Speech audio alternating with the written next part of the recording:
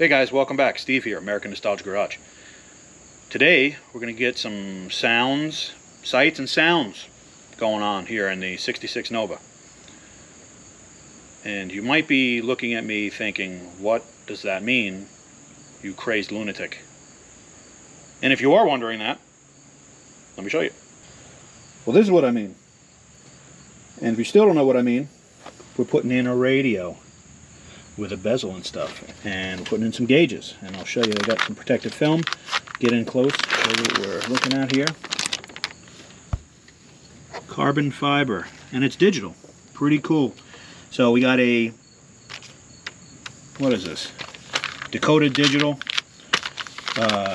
gauge set that's going in, and we've got a RetroSound stereo that's going in, and it's going to help us finish out this dash. I just put our glove box in. Our radio is going to go where it normally goes, and our gauges are going to go there. Would be cool maybe if I switched them up. Just put the radio in front of me and then put the gauges over here. Nobody pays attention while they're driving anyway these days, so that would be pretty cool. Anyway, these parts aren't just going to go falling right in, because if they did, I'd be done already. So we have to make a little mount for the stereo, and we have to mount a small sender like box, control box for the gauges. So let me get in here and show you a little bit more detail so I can explain what we're doing. Anyway, here's our radio. Obviously there's been some assembly required. I would just consult your instructions if you were to buy this kit on how to get to this point. It's just really kind of setting up the depth on these tuner and volume, or volume and tuner switches, and mounting this unit to the bezel here that they give you if you buy a bezel. And you can also buy different screen backgrounds. I have one that says Nova or whatever. You can get ones that say have a Chevy bow tie on them. Pretty cool. But this is pretty much prepared to go in and be wired with all the stuff back here and whatnot. So we'll show you what we're going to do with that. Our gauges, like I showed you, Dakota digital. It's got a cat cable, as in category. I don't know. I think they're called a cat cable. I don't know. It looks like a phone jack or an Ethernet cable. Communication cable. I don't know. Maybe it's a comm cable. I don't know. But it's got one of these. So this is actually going to be like almost last. Because normally when you wire up your gauges in the car there, you'd send all your wires up to the gauges, and you send each wire out to each piece gauge while you're there. In this car, I'm going to mount down in the kick panel down here the control box, excuse me, and I'm going to send the wires up to the gauges. So I'll show you. In the name of hiding it, I'm going to put this box back here. Now the box is this big. It's going to go in here somewhere, and then each wire is going to get terminated to this. You can see it's got little pins, and the wires go in there with a flat blade screwdriver. Each wire goes to this, and then there's a communication cable that leaves this box and goes up to the gauges. But so I have, if you watch one of my previous videos, I put in a whole new wiring harness in this car. All of the cables, wires for the gauges come out in these, what is it, three or four little connectors. So these are all going to go to this box now, or I'll terminate the other ends of the plugs in the box, and then we'll be all set. I think I'm actually going to start by mounting the stereo in the dash, only because I'm tired of looking at the hole in the dash. I want to start covering this thing up so it looks like a car. We're this close to putting in an interior in this car, and it's starting to look like a car. So the more holes I can get covered in the dash, the better I'll feel. Alright, you might be wondering why I have what looks like pretty much an encyclopedia exploded in front of me.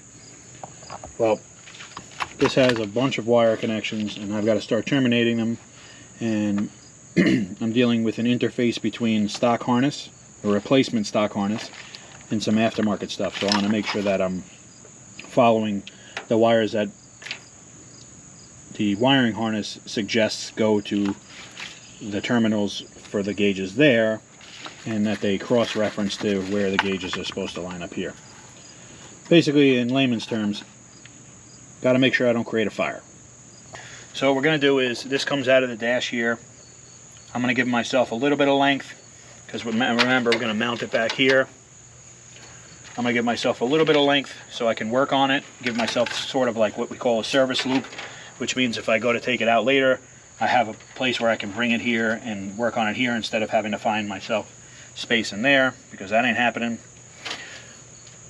I'm going to terminate our light harness first, so we'll start with that.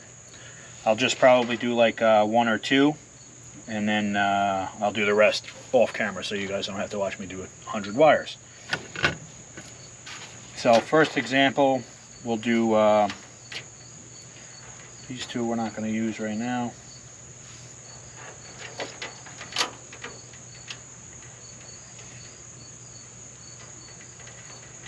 Alright, this is the parking brake switch. So when I have the emergency brake on, it'll illuminate a light in the dashboard like a regular car.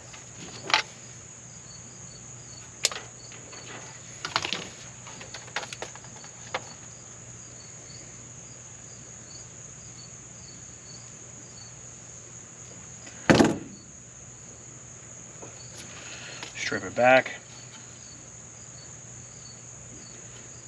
Put it in the port where it goes,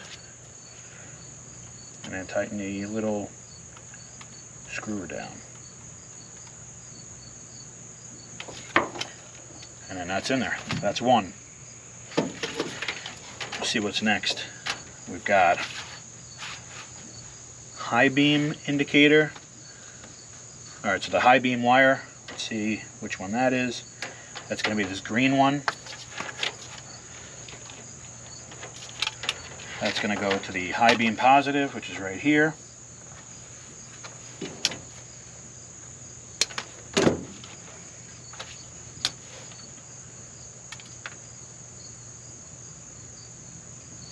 Stripping that.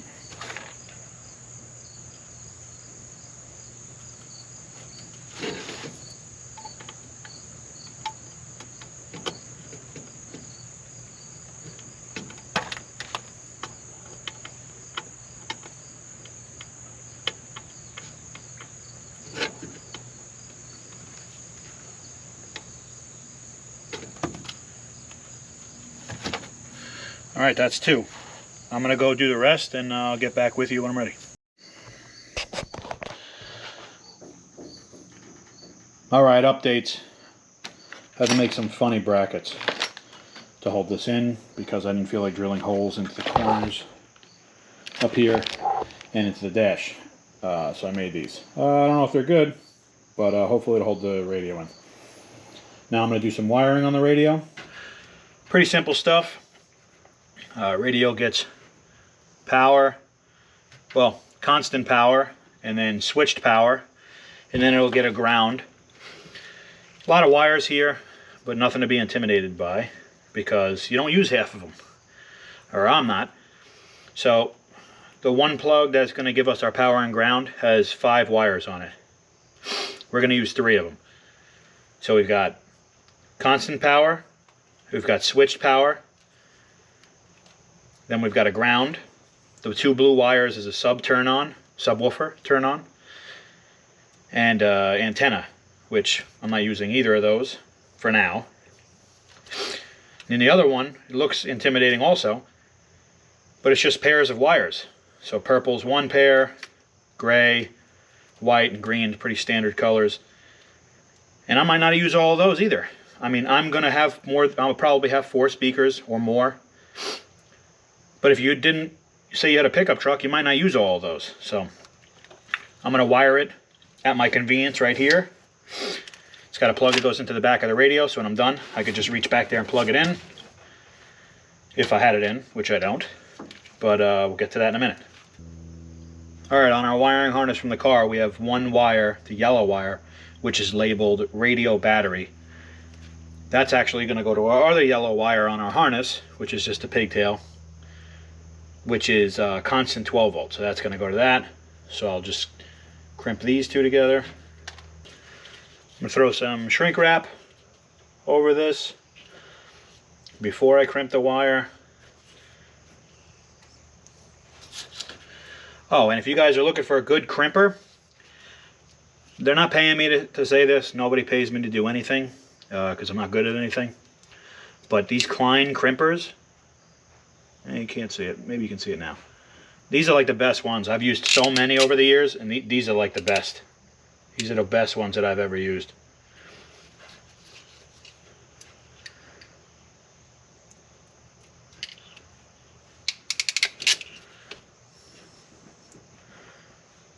All right.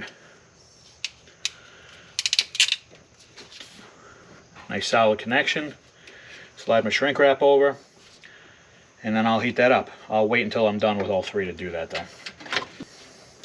All right, this red wire is really small, so I stripped it back a little extra long, and then I folded it in on itself to give it a little bit extra size so it'll fit a little more snugly in the connector.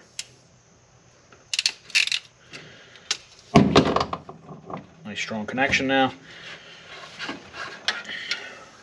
Now I've just got ground left. The ground is getting a ring terminal because we're going to throw it in the back there on something on a dash.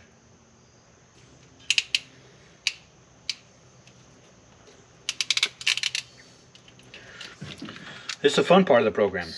Get the light stuff on fire.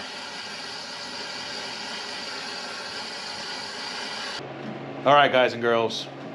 You know I gotta always call it like it is. We're wearing jackets, right? We got jackets on. So you could probably tell or deduct that it is not summertime like we originally started this video. But we have had some videos in between. Hopefully you guys are watching. We did some interior, we did some other stuff. So, you're playing with that? So, yeah, sit in here. We have done some other videos, so we got sidetracked, but we got to finish this stereo. So I messed around with some brackets for the stereo. I don't really know exactly how these things mounted originally. I got this car as a basket case, so nothing was together. Anyway, we are going to run 2 kick panel speakers. If you watched the interior video, I put the kick panel into the car, and they have speakers preloaded in them. Pretty nice speakers, I think, too.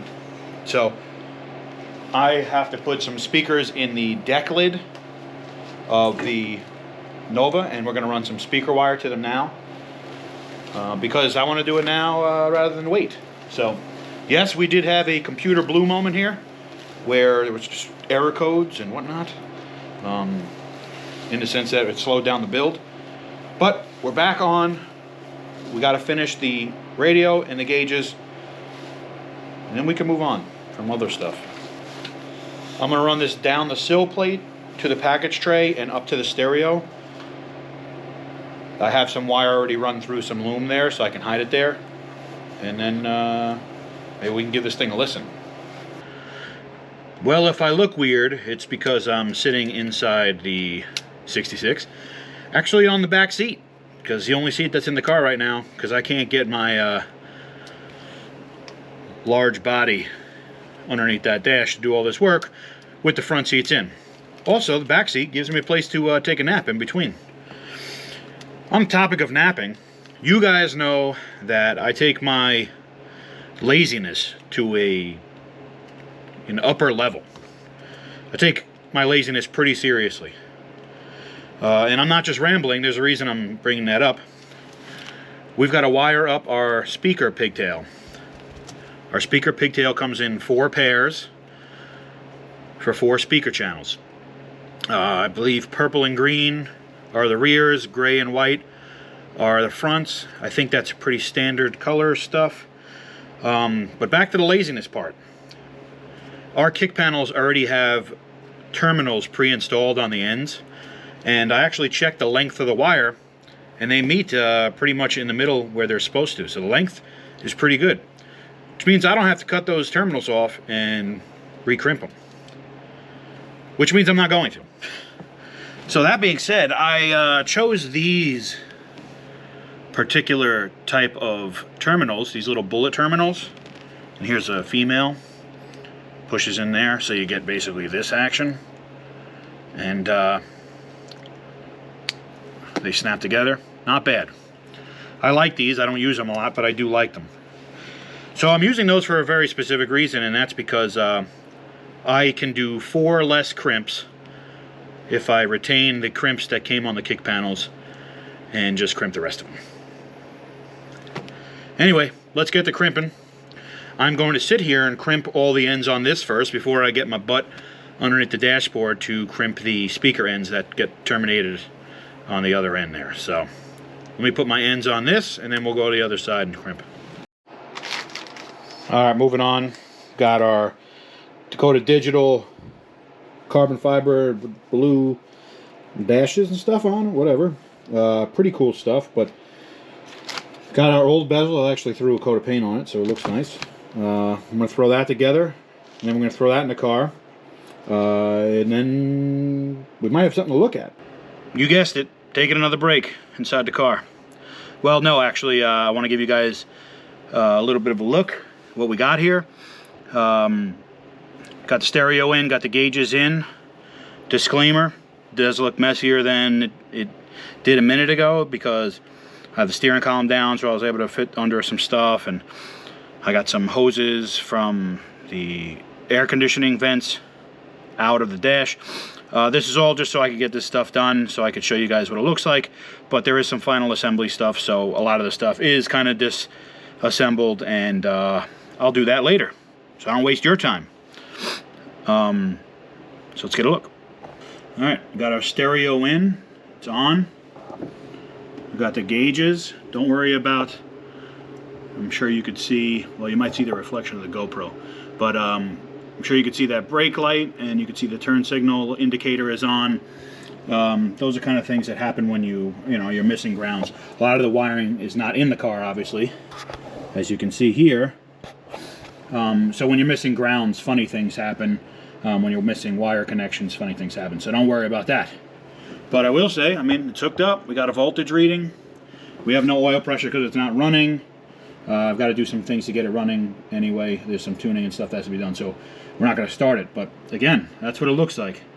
I know you saw probably earlier in the video that I was fighting with this radio to try to mount it in there, because I'm not really sure how it mounts. I was really trying to avoid putting screws through the bezel, but it got to a point where I really just wanted to get this thing in. I'm really wasting a lot of time with smaller items like getting the stereo in. So I just decided to send some screws through it. And if you watch this channel, I'd like to do a little survey. What kind of bolt do you think I used to mount it? Self-tappers every single time. Self-tappers always for the win.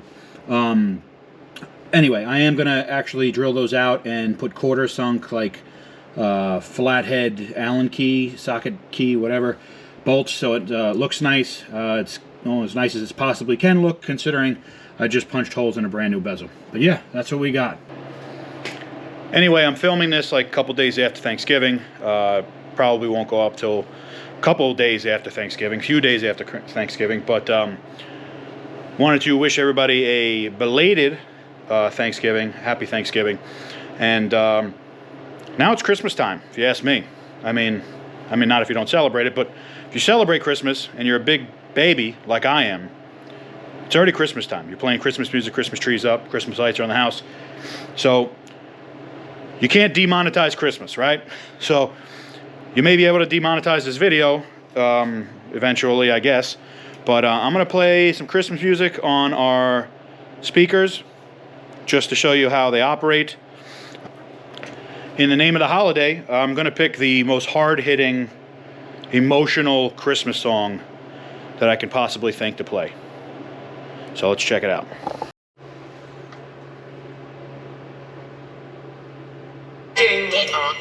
It's Dominic the donkey, jingity jing, the Italian Christmas donkey, la la la la la. Guys, I know that most of you are probably crying from the amount of emotion sung inside that song. Well, maybe not. Anyway, I just wanted to show you guys that the speakers work, and actually it sounds okay. Really, the kick panels are the only two speakers that I am going to keep permanently in the car. I do, just for the sake of seeing how it works, have some mismatched speakers just hanging out on the deck lid here. Those are actually going to get mounted in the deck lid later on, but I'll get two matching ones that are a little bit better tuned for this stereo system. Anyway, hope you guys enjoyed this video.